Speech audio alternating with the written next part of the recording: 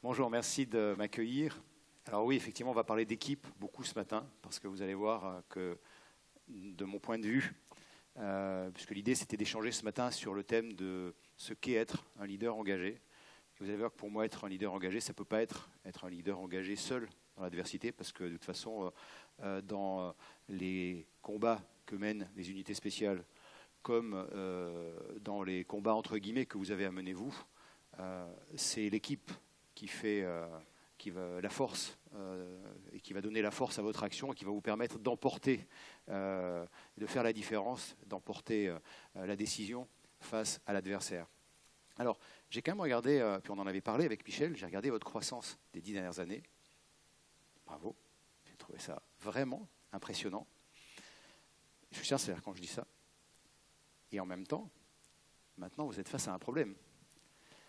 C'est-à-dire qu'il va falloir gérer les changements imposés par cette croissance. Avec sans doute, et je suppose que vous en avez peut-être parlé ces jours-ci, la nécessité de garder l'agilité de l'époque des pionniers développeurs que vous étiez au début, lorsque vous étiez des challengers. Et dans ces cas-là, quand on a eu la chance de vivre ces moments incroyables de développement d'une entreprise, on a tendance à regretter cette période. Et donc, vous avez besoin de vous appuyer sur ce que vous avez su être à ce moment-là et cette agilité sur laquelle vous vous êtes appuyé pour vous développer à ce point. Et en même temps, aujourd'hui, vous avez créé des attentes très fortes, puisque vous n'êtes plus challenger, mais leader. Et donc, il va falloir vous assurer à chaque fois, vous n'avez plus le choix maintenant, garantir l'excellence opérationnelle pour répondre aux attentes que vous avez créées chez vos clients et aller en chercher d'autres. Ça, cette gestion de la croissance, elle est vraie dans toutes les entreprises, elle est vraie aussi dans cet univers-là. Et vous voyez, avant 1992, les forces spéciales françaises existaient déjà. En fait, elles ont été créées au moment de la Deuxième Guerre mondiale par les Britanniques. Il y avait une unité de force spéciale de l'armée de terre, une unité de force spéciale de l'armée de l'air et une unité de force spéciale de la marine, chacune agissant dans son coin. Des petits pionniers, très agiles, chacun travaillant dans son coin, en silo, avec très peu de synergie, très peu de complémentarité, très peu d'interopérabilité.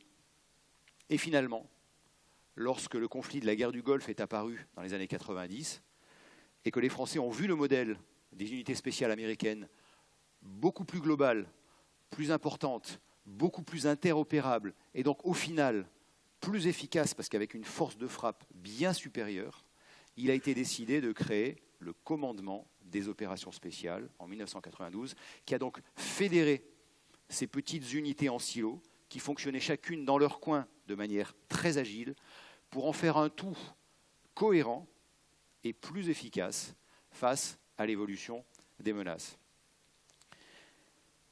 Alors je vous l'ai dit, pour moi être un leader engagé, c'est être un leader engagé dans le développement de la performance collective de son équipe. Et ce qu'on apprend très vite dans ces unités qui agissent très souvent en infériorité numérique, toujours en environnement complexe, face à beaucoup d'incertitudes, ce que l'on apprend très vite, c'est que la force de l'équipe, elle réside dans le groupe, dans la puissance du groupe. Même si on est moins important que les autres, c'est la capacité à créer, à faire que 1 plus 1 va faire 3 ou 4 ou plus. Et c'est la force du collectif qui va permettre à ce groupe d'emporter la décision. Et à chaque niveau de la hiérarchie, dans cette organisation que je vais vous décrire un peu plus en détail, chaque manager met tout en œuvre pour développer la performance, l'efficacité collective de son équipe. Et mon objectif ce matin, c'est justement de lever un coin du voile sur ce monde des forces spéciales que vous connaissez sans doute un peu moins bien que votre environnement professionnel, et de vous dire comment font ces unités pour développer la motivation, l'engagement et la performance collective de leurs équipes.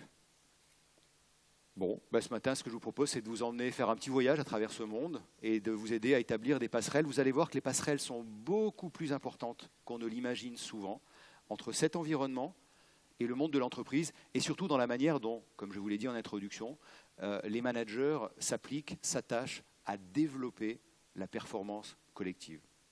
Ça vous va jusque-là ? Non, là, vous n'êtes pas engagés du tout, les amis. Ça vous va jusque-là? Ah, j'adore.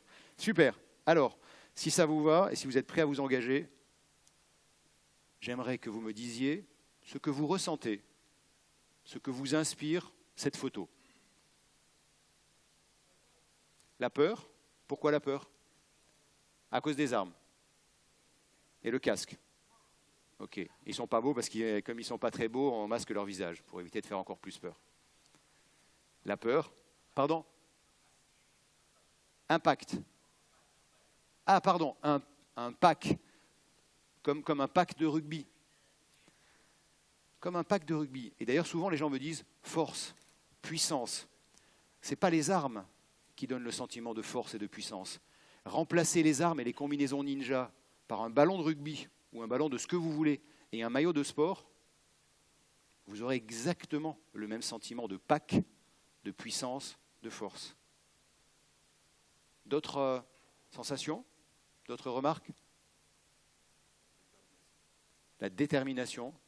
Ouais, il y a de la détermination, on la voit, on la devine, on la sent dans le regard, dans la concentration. Il y a de la détermination. Chacun sait quelle est sa mission. Chacun sait parfaitement ce qu'on attend de lui et de quelle manière il va contribuer à l'atteinte de l'objectif collectif. Il n'y a pas longtemps, je posais la même question à un groupe plus restreint, et une dame, donc qu'est-ce que vous ressentez, qu'est-ce que ça inspire pour vous? Merci Michel. Et une dame me répond « vérité ». Je lui demande de préciser, et elle me dit « vérité », parce que je sens en effet que chacun a compris son rôle, sa place, le rôle et la mission du voisin, que chacun est prêt à s'engager, sans tricher, jusqu'au bout de la mission. Oui, c'est vrai. Cette dame avait parfaitement raison. Il n'y a pas de place pour la tricherie, et chacun est prêt à s'engager jusqu'au bout. Il y a un temps pour la discussion, toujours dans ces unités, mais pas à ce moment-là. Vous savez, dans la boucle, dans ce que j'appelle moi la boucle de décision, il y a le moment où on discute avec les équipes, où là on recueille les avis, etc. Là, c'est une phase très participative. On a la même ici, au moment du montage de l'opération. Et là, tout le monde s'exprime. Puis après, le manager prend une décision sur les modes opératoires. Et il dit, je vous ai compris, et on va faire ça, ça, ça. Et c'est lui qui décide. Et là, quand on est ici, là c'est plus le temps de discuter. Chef, aujourd'hui, je déborderai plutôt à droite. Ben, moi, je resterai plutôt derrière. Non, c'est trop tard. On a pris une décision, maintenant on est engagé dans l'action et on va au bout. En revanche, après l'action, il y a un nouveau temps de calage et de participation collective. On fera ce qu'on appelle, nous, le rétex, pour retour d'expérience, le débriefing. Et à nouveau, chacun va pouvoir s'exprimer. Et d'ailleurs, dans ces unités, c'est la grande différence entre la Légion, par exemple, une des nombreuses différences entre la Légion et ces unités. À la Légion, le chef, c'est un peu comme Dieu.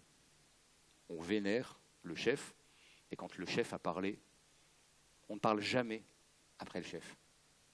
Le chef monte sur l'estrade, il s'est exprimé, c'est terminé, plus personne ne parle. Du coup, ça fait des équipes pas très souples, pas très adaptables, en revanche très fortes, puissantes, résistantes, avec une capacité à encaisser des coups dans la douleur assez étonnante.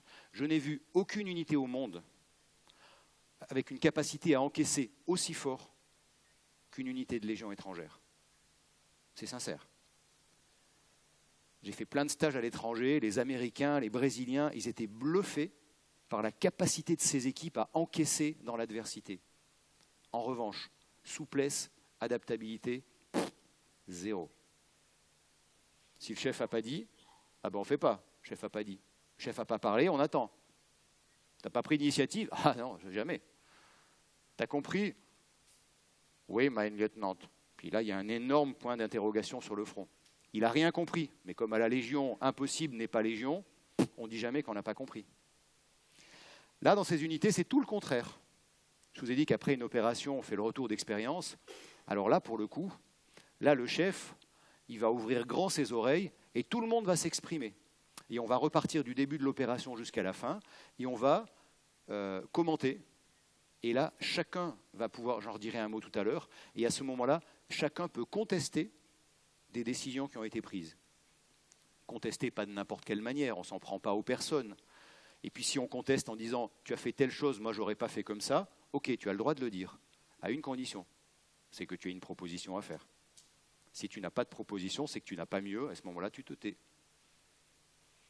Mais le manager est challengé par ses équipes qui ont la possibilité de remettre en question, et ensemble, il écoute, et ok, et on va voir comment on pourrait faire mieux la prochaine fois. Ça, ce sont des équipes qui ont sans doute une capacité à encaisser dans la durée moins forte qu'une unité de légion étrangère, mais je peux vous garantir qu'en termes de souplesse, d'agilité et d'adaptabilité, je ne connais pas mieux que ce type d'unité. Voilà, ce matin, je vais vous parler de tout ça, d'engagement, de décision dans l'incertitude, de sens, de confiance. En fait, ce matin, je vais vous parler d'humain en situation complexe, face à l'incertitude. Et pour ça, vous l'avez compris, je vais m'appuyer sur cette unité, ces unités des forces spéciales, qui ont compris que le succès de toute entreprise humaine réside d'abord et avant tout dans l'humain. Pardon pour cette évidence. Dans l'humain, avant la technique, avant les process. Je ne vous dis pas qu'il n'y a pas besoin de technique et de process. Il y a de la technique et des process, on va en parler un peu. Pas de la technique, mais des process, des méthodes. Mais in fine, dans ce que dans l'infanterie ils appellent le combat des 100 derniers mètres, dans ce que nous on appelle celui des 3 derniers mètres, celui où il faut aller au contact du criminel de guerre à interpeller, ou des otages à libérer, celui qui in fine fera la différence, c'est plus la technique, ça ne sont plus les process, c'est le facteur humain. D'où l'importance de renforcer l'efficacité collective de l'équipe. Et c'est ce qu'ont bien compris ces unités qui créent les conditions du renforcement de cette efficacité collective pour en faire en sorte, comme je vous disais tout à l'heure, que 1 + 1 va faire 2, 3 ou plus en fonction de ce qu'on est arrivé à construire. En tout cas, toujours beaucoup plus que la simple somme des talents individuels qui composent le groupe. Ça vous va toujours jusque-là ? Voulez-vous en savoir un peu plus sur les forces spéciales ? Ok, alors puisque c'est demandé aussi fort, je vous propose de regarder quelques images extraites d'un court documentaire qui est passé à la télévision française il y a un petit peu moins de 10 ans. Leurs missions ne sont jamais clandestines, mais toujours secrètes. Ces hommes sont des soldats pas tout à fait comme les autres. Vous comprendrez que pour des raisons de sécurité évidentes, leur visage reste masqué et certains lieux gardés confidentiels. Pour la première fois, nous avons pu filmer leur entraînement et certaines de leurs opérations. Les forces spéciales peuvent être projetées n'importe où dans le monde, en Côte d'Ivoire, en Afghanistan, parfois pour aller récupérer des civils, comme vous et moi.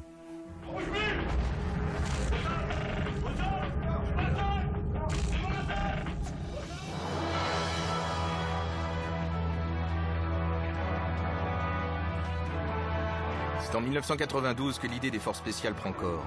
La première guerre du Golfe vient de se terminer. La France n'a pas toujours pu gérer au mieux ses opérations. Une nouvelle organisation plus adaptée aux réalités des conflits va naître. L'idée d'unifier les différentes unités commando prend forme. Le COS, commandement des opérations spéciales, est créé.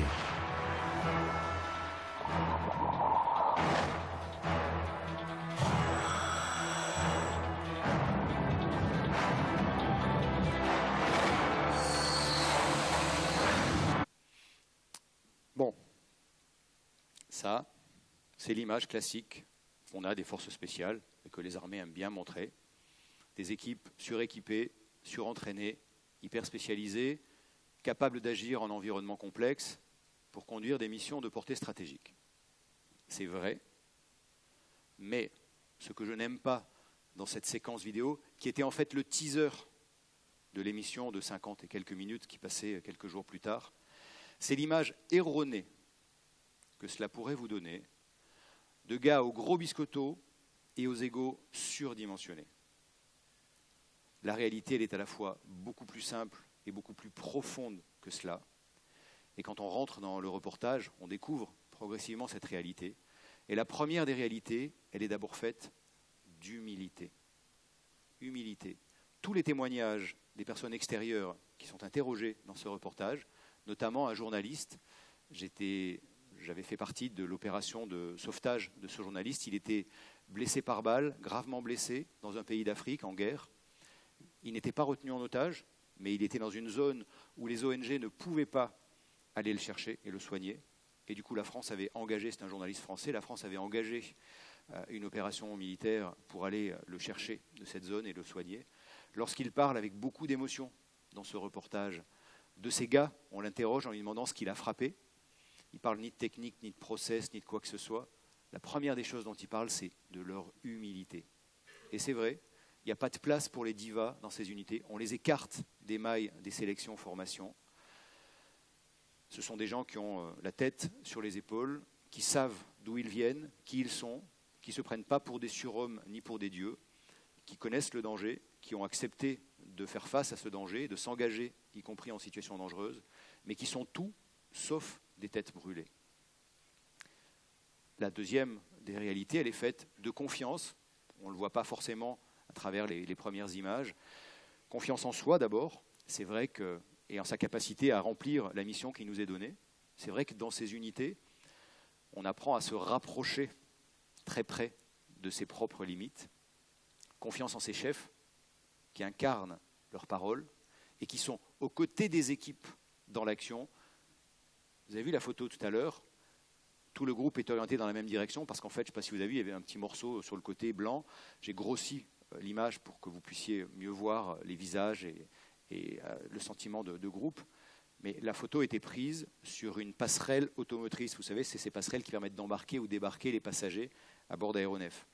Car en fait, c'est un exercice de libération d'otages à bord d'un avion. Les équipes mettent en jeu leur vie, bien sûr, dans ce type d'exercice. Et l'officier ou le sous-officier, le manager, le chef de groupe, il est où? Derrière, en train de commander? Il est dedans, il est au milieu. Moi, ma place, c'était numéro 3. Peu importe que ce soit numéro 3, 4, 5 ou 6, on s'en fout. J'avais choisi numéro 3 parce que c'était ma date de naissance et que j'essayais de me raccrocher à quelque chose de fétiche en me disant ça me portera bonheur. L'important, c'est que l'officier, enfin le manager, il n'est pas en position numéro 1. Parce que le numéro 1, c'est le premier qui va essuyer les tirs adverses. Vous avez vu d'ailleurs les gens le toucher, ils étaient contre lui. C'est important de sentir que les autres sont là derrière moi. Et puis en plus, il n'est pas question qu'ils partent tout seuls et que les autres n'aient pas le temps de réagir. Parce que les deux premiers qui vont neutraliser les cibles avant que le numéro 1 soit abattu par l'adversaire, c'est le numéro 2 et le numéro 3. Donc la sécurité du premier, elle repose sur ses heures d'entraînement à lui, mais aussi sur la capacité de ses camarades à assurer son autoprotection. Et donc je vous disais, des chefs qui incarnent leurs paroles et qui sont aux côtés de leurs équipes. Pas dans la colline à l'arrière en disant « Avancez, bande d'incapables, plus vite !» Non, ils sont au milieu des équipes. Donc confiance en ses chefs, confiance en ses pairs, confiance en ses collaborateurs. On ne parle pas beaucoup de méthode non plus, je vais vous en dire 2 mots tout à l'heure, c'est aussi une des vraies réalités. Si vous interrogez une unité de Légion sur c'est quoi, d'après toi, hein, les forces spéciales, s'il les a juste aperçus en opération, mais qu'il n'a jamais travaillé avec eux, il va vous dire « c'est des beatniks ». Ils ont les pattes longues, et il n'y en a pas 2 dans la même tenue. C'est dingue, c'est vrai. Il n'y en a pas 2 dans la même tenue. Et ils n'ont pas les mêmes chaussures. À la Légion, on a tous les Rangers identiques et parfaitement cirés. Matin, midi et soir. C'est comme les dents. Pas cirés, laver. Dans ces unités, on n'a pas de Rangers. D'abord parce que ce n'est pas assez souple. Ensuite parce qu'il y a des petites boucles en haut qui font un peu gling, gling, gling. Et ensuite, donc on leur a mis à disposition des chaussures de trekking. Et dans nos magasins, on a plein de marques de trekking différentes. Alors bon, le choix des couleurs est un peu limité. Il n'y a pas de rose, de couleurs fluo, tout ça. C'est plutôt des couleurs assez sombres. En revanche, chacun choisit les chaussures qui vont aller à son pied. Et en fonction des missions auxquelles il est confronté habituellement, il choisit les chaussures qui lui vont bien et qui sont adaptées à sa morphologie et à son emploi. Et qui ne soient pas dans la même tenue que son voisin, clairement, on s'en fout. Maintenant, si vous interrogez le même légionnaire, après avoir collaboré en opération avec une équipe de forces spéciales, en lui demandant ce qu'il pense, ce que c'est que pour lui les forces spéciales, il va vous dire c'est grosse préparation. Et oui, parce qu'en fait, ce qu'on ne voit pas là, c'est le temps très important, et je vous en dirai un mot après. On essaie très important de donner à la préparation, et on essaie de laisser le moins de place possible à l'imprévu. Et pourtant, on se prépare quand même à l'imprévu, et je vais y revenir. Et justement, c'est ce mix, à mon avis, très performant, entre une bonne préparation, méticuleuse, mais jamais enfermante, et en même temps le développement de la capacité d'adaptation dans les équipes, Eh bien, ce mix-là, je vous assure, est hyper puissant et leur permet de renforcer l'agilité et l'adaptabilité dans des contextes changeants en permanence. Et finalement, si je devais essayer de définir quels sont les principaux facteurs clés de succès de ces unités, je vous dirais que ça repose d'abord sur l'entraînement et la préparation, ensuite sur le renforcement de la performance collective, et enfin sur la capacité d'adaptation. Je vous dis un mot de chaque. Entraînement et préparation. L'entraînement d'abord, c'est quelque chose qu'on fait énormément dans ces équipes. Quelque chose qu'on fait, je crois, assez peu en entreprise.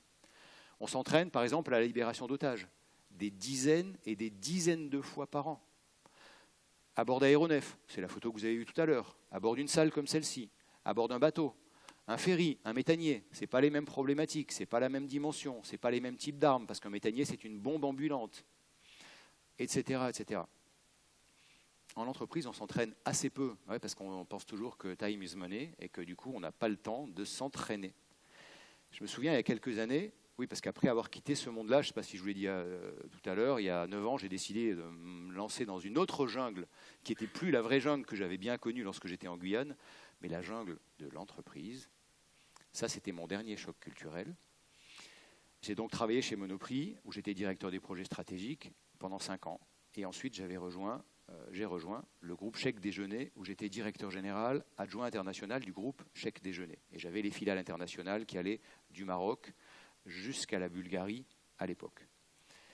Eh bien, je me souviens, il y a quelques années, j'allais en business review dans une de mes filiales dans un pays de l'Est.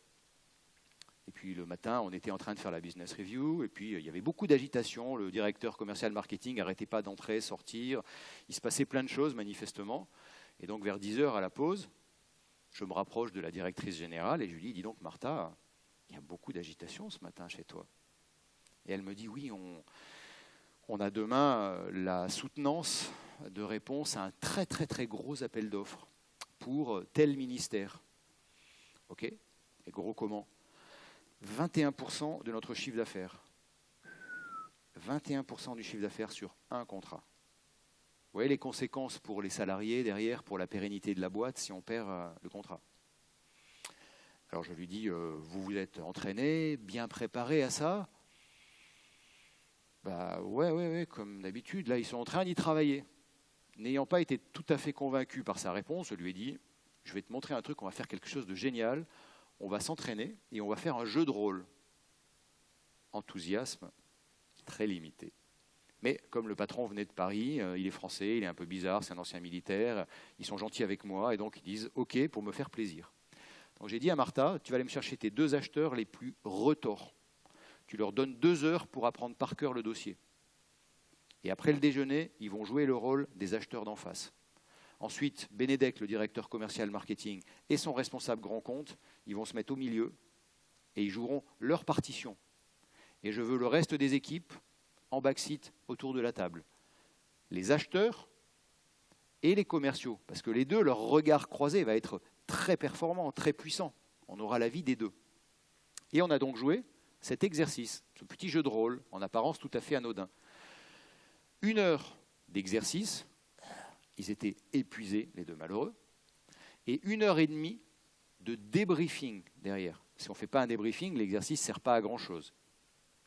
Eh bien, ce débriefing a été tellement puissant, il a apporté tellement d'informations jugées utiles par les 2 intéressés, que vers 17h, ils ont dit « on s'arrête 5 minutes, on va changer de chemise, respirer un coup dehors, et on aimerait bien repasser dans une demi-heure sur 2 ou 3 petits points que vous nous avez dit là, sur lesquels on n'est pas encore très à l'aise. » À leur demande. Je n'ai pas pu assister à la deuxième partie, puisque j'avais un avion à prendre pour passer dans le pays d'à côté le soir. Mais quand 2 mois après, la directrice générale m'a appelé en me disant « Hihi, on a gagné l'appel d'offres », je n'ai pas pu m'empêcher de me dire sur le coup que sans doute cette séance-là, elle avait pu aider les 2 gars à se sentir plus prêts. Et en réalité, c'est vrai, quand j'ai reparlé par la suite avec le directeur commercial marketing et son responsable grand compte, qu'on a parlé un peu de cet exercice et de la posture mentale dans laquelle ils étaient au petit matin quand ils sont allés dans ce ministère soutenir leur candidature alors que nos deux gros concurrents se positionnaient pour la première fois sur ce marché, ils m'ont dit on avait le couteau entre les dents. On se sentait prêt. Et en fait, cette séance qu'on avait faite la veille, elle leur a donné confiance en eux. Ils étaient prêts, ils avaient envie d'y aller, envie de le chercher au couteau, le contrat, mais ils étaient hyper motivés et engagés. Et je pense que clairement, psychologiquement, ça ne donne pas du tout la même posture. On ne subit plus rien là. Là, on est en position offensive, en proactif, en réactif. On saisit toutes les opportunités, les chakras grands ouverts. Et pour le coup, ils ont décroché le contrat. Voilà, l'entraînement, c'est vraiment quelque chose qu'on pratique beaucoup dans ces unités. La préparation maintenant, il faut que vous sachiez qu'une opération spéciale, c'est toujours divisé en 3 temps. Préparation, action, retour d'expérience. Quel est selon vous le temps le plus long ? Retour d'expérience, préparation.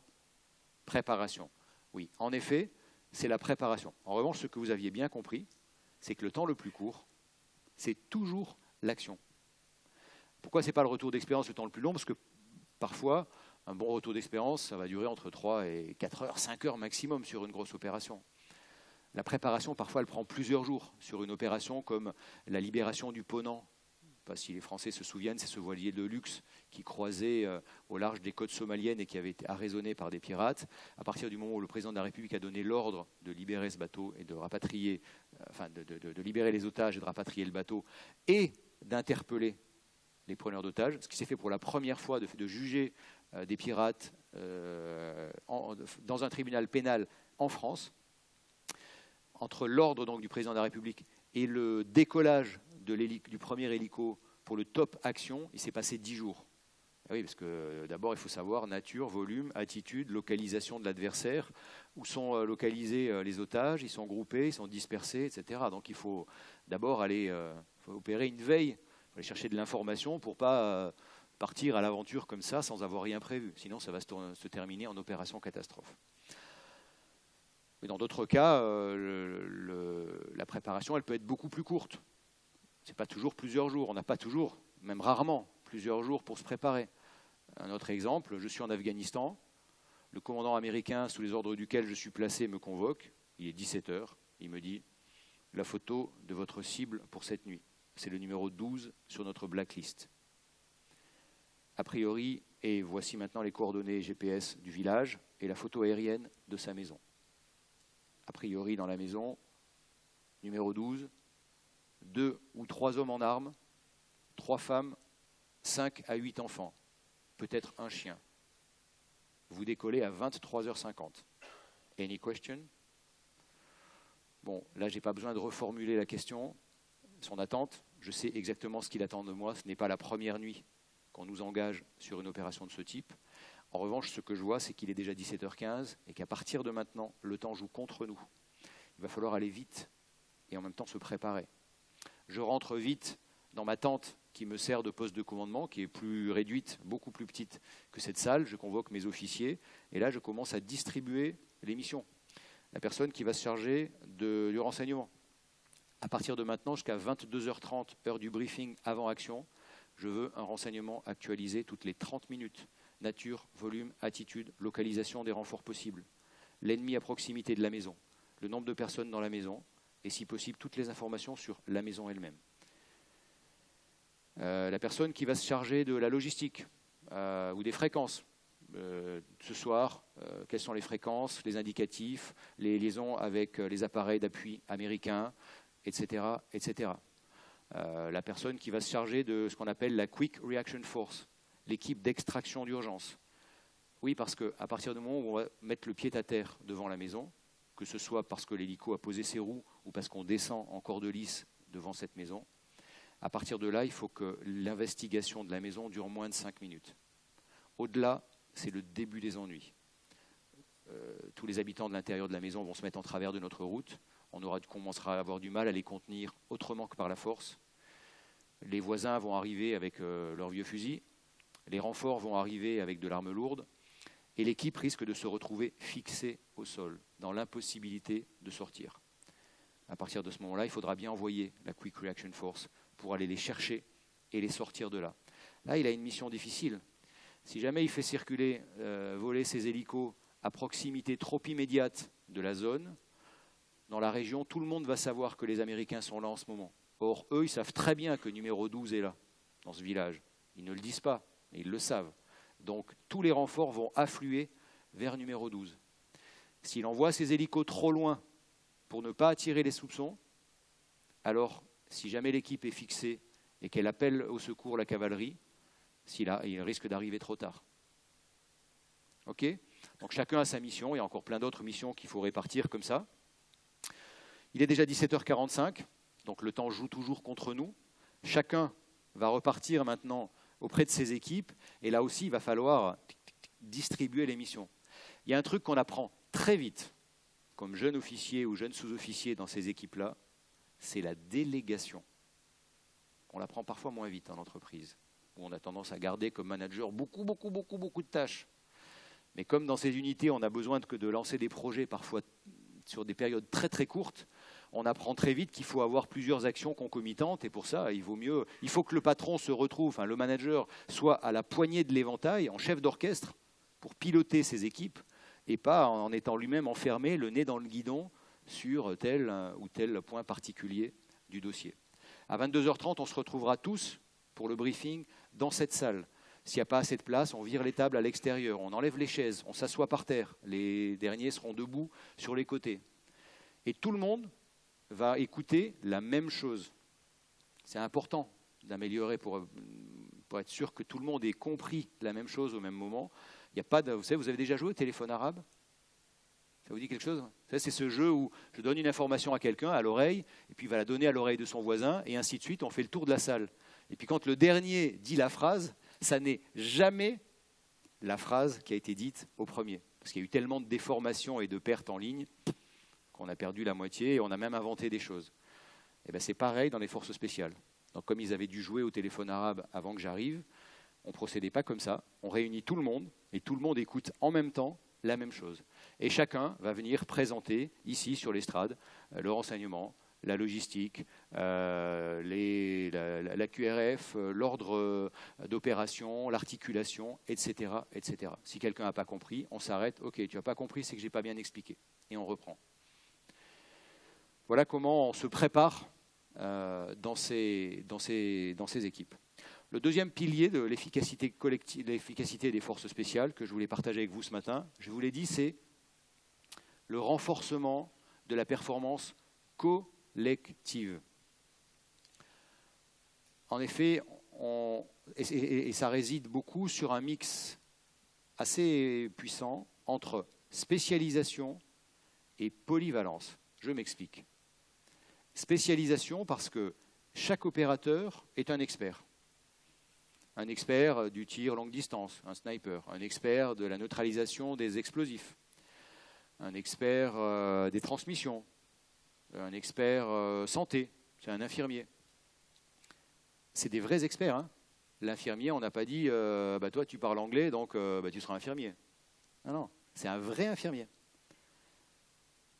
Et d'ailleurs, la plupart d'entre eux sont pompiers bénévoles, et donc ils interviennent souvent sur des accidents de la route le week-end, et quand ils ne sont pas pompiers bénévoles, le médecin-chef de l'unité a passé des accords avec l'hôpital local, et les gars vont opérer des vacations périodiques au service des urgences. Donc de vrais experts. Mais avant d'être experts, ils sont d'abord opérateurs d'un groupe de forces spéciales. Et à ce titre, ils sont formés sur un socle de compétences communes. Ils sont tous parachutistes, ils savent tous utiliser tous les moyens de mise à terre, ils sont tous nageurs, ils savent tous utiliser une centaine d'armes, ils sont qualifiés haute montagne, jungle, désert, etc., etc., etc. Et on va même encore plus loin. On forme chacun sur le premier niveau de chaque expert. Pourquoi, d'après vous ? Remplacer, backup, exactement. Si c'est l'infirmier qui est blessé, il va bien il a le droit d'être maintenu en vie lui aussi. Et donc il va falloir le perfuser et lui prodiguer les premiers soins pour pouvoir l'extraire vivant de la zone dangereuse. Et donc ça, en plus de toute la formation générale qu'on donne aux gens, on va former chacun, en formation générale en montagne, en combat, en tir, en survie, etc. Et en plus, on forme chacun sur le premier niveau de chaque expert. L'idée, ce n'est pas de faire de chacun un expert dans tous les domaines, mais d'être chacun un expert, un gars formé sur les compétences communes, force spéciale, et en plus, un gars polyvalent sur chaque domaine d'expertise pour le premier niveau. Ça marcherait, ça, en entreprise, d'après vous? Ben oui. Ça marche très bien. Je l'ai mis en place lorsque j'étais chez Monoprix et j'ai des clients où on le met en place. Ça marche très bien. En revanche, en général, au début, et ce n'est pas le cas dans ces équipes parce qu'il y a un enjeu de vie ou de mort, en entreprise, le savoir, c'est le pouvoir. Et donc, quand on est expert, on ne partage pas facilement son expertise avec les autres. Et quand on a déjà plein de boulot, accepter de se mettre en danger et d'être formé sur d'autres compétences supplémentaires, pour certains, c'est une vraie opportunité, et pour d'autres, c'est un vrai boulet. Donc, il y a un peu de temps à passer pour convaincre, mais je vous assure que ça marche. Ça a au moins 2 vertus. Quelles sont les vertus que ça peut avoir de former les gens comme ça de manière assez polyvalente, selon vous? Vous n'avez pas une idée? Exactement. Quand on se glisse dans les shoes de l'autre, on commence à comprendre ses problèmes, ses contraintes, etc. Et du coup, on connaît mieux son métier, ses difficultés, et donc on interagit beaucoup mieux avec lui, puisqu'on a expérimenté ses propres difficultés. Quand vous avez tiré de temps en temps avec le fusil qui fait 6 kg du tireur d'élite, c'est un fusil qui tire entre 1200 et 1500 mètres. Le calibre 12,7, c'est gros comme mon doigt. Même si l'arme est très bien amortie, je peux vous dire que si vous ne la calez pas bien avec l'épaule, ça vous donne un petit choc à l'épaule. On prend un petit coup de soufflet dans l'œil quand l'arme recule et vous êtes aveugle pendant une demi-seconde si vous n'avez pas bien anticipé. Résultat, quand on n'a pas l'habitude de cette arme, qui est assez inconfortable, mais qui est une arme extrêmement précise et extrêmement efficace, quand on n'a pas trop l'habitude de cette arme, eh ben, le moindre coup de respiration, le moindre coup de doigt fait qu'à même à 900 mètres, ce qui est beaucoup moins loin que la distance de tir habituelle des snipers, même à 900 mètres, vous découvrez que vous êtes à 1 mètre hors cible avec une arme de précision. Et à partir de là, vous prenez conscience qu'en réalité, il n'a pas un métier facile. Et donc, comme par miracle, le jour où le sniper va rater sa cible, parce que ça peut même arriver, vous devenez immédiatement beaucoup plus indulgent avec lui. Parce que vous savez que ce n'est pas si simple que ça. Vous connaissez ses contraintes. C'est la raison pour laquelle, moi je préconise très souvent en entreprise ce que j'appelle les vies ma vie. Tel gars de telle équipe qui va aller vivre une journée avec l'équipe d'à côté, c'est toujours les crétins d'à côté et les incompétents d'en face. Hein. Mais ça c'est normal, c'est humain. Bon, pas chez vous, parce que je sais que ce n'est pas le cas chez vous. Mais ailleurs, je l'ai souvent rencontré. Et bien, quand les gens vont passer comme ça une journée, ici ou 2, qui vont expérimenter les contraintes, les difficultés des autres, comme par magie, ils apprennent à mieux se connaître, ils apprennent à mieux comprendre leurs besoins et ils apprennent à mieux interagir ensemble. Voilà. Et la deuxième, donc ça c'est le premier effet qui se coule, le premier effet bénéfique de ce type de fonctionnement. Le deuxième, c'est la complémentarité assez forte que ça donne dans ces équipes où on décloisonne énormément et où les gens travaillent comme ça en complémentarité en tenant compte des compétences de chacun. OK jusque-là? Le troisième pilier que je voulais partager avec vous, c'est celui de l'adaptation. Renforcer la capacité d'adaptation. Et oui, puisqu'on évolue dans des environnements très changeants. Souvenons-nous de ce que nous disait Darwin. Quelles sont les espèces qui survivent? Bingo. Les espèces qui survivent sont celles qui s'adaptent le mieux au changement. C'est la raison pour laquelle j'ai choisi comme mascotte pour mon cabinet l'hippocampe. Alors l'hippocampe, vous avez raison, hein, parce qu'on m'a posé la question il y a quelques jours, ça n'est pas celui qui tient le pot de peinture. Ça c'est bien un caméléon. Dans l'hippocampe, c'est le petit qui est en haut, à gauche. J'ai choisi l'hippocampe. Vous savez quel âge il a, l'hippocampe? 70 millions d'années. 70 millions d'années. croyez pas qu'il en a vu passer des changements climatiques, l'hippocampe? Bye bye les dinosaures. Mais l'hippocampe, lui, toujours élégant et toujours vivant. Il s'est adapté. Bon, en plus, c'est l'emblème des nageurs de combat français. Je ne pouvais pas passer à côté. Et bien ça, la capacité d'adaptation, c'est quelque chose qu'on travaille pas mal dans ces équipes-là, en permanence. La seule certitude qu'ont les opérateurs à l'entraînement, c'est que quoi qu'il arrive, ils vont rencontrer de l'imprévu. On fait un exercice de libération d'otages, ils ont préparé. On fait ça maintenant dans des lieux, vous avez peut-être vu sur la vidéo, ça allait peut-être un peu vite, on a des grands bâtiments maintenant qui sont modulaires, où on a des salles de spectacle, des hôtels, etc., avec des caméras partout, protégées par des vitres blindées qui permettent d'utiliser des munitions réelles. Les gars évoluent dans ce bâtiment, hop, ils ont retrouvé, donc l'équipe cherche pour un exercice de libération d'otages, ils cherchent l'otage, ils le retrouvent, ils le sécurisent, ils empruntent le cheminement prévu pour la sortie, et là, pas de chance, c'est une voie sans issue. Ben oui, parce qu'en fait, depuis les plans constructeurs qu'on leur a donnés, il y a eu des changements dans la structure, et dont on n'avait pas connaissance. Et là, on regarde, pendant ce temps c'est filmé, le temps continue de tourner, les méchants, eux, qui ne sont pas au moniteur vidéo, les cherchent, et on va voir si le groupe sort vivant avec l'otage de cette situation ou pas. Et derrière, on dérochera, chacun s'exprimera sur comment il a vécu ça, qu'est-ce qu'il en a pensé, comment il pourrait faire différemment ou pas, et on verra quels enseignements utiles on peut en tirer pour s'améliorer.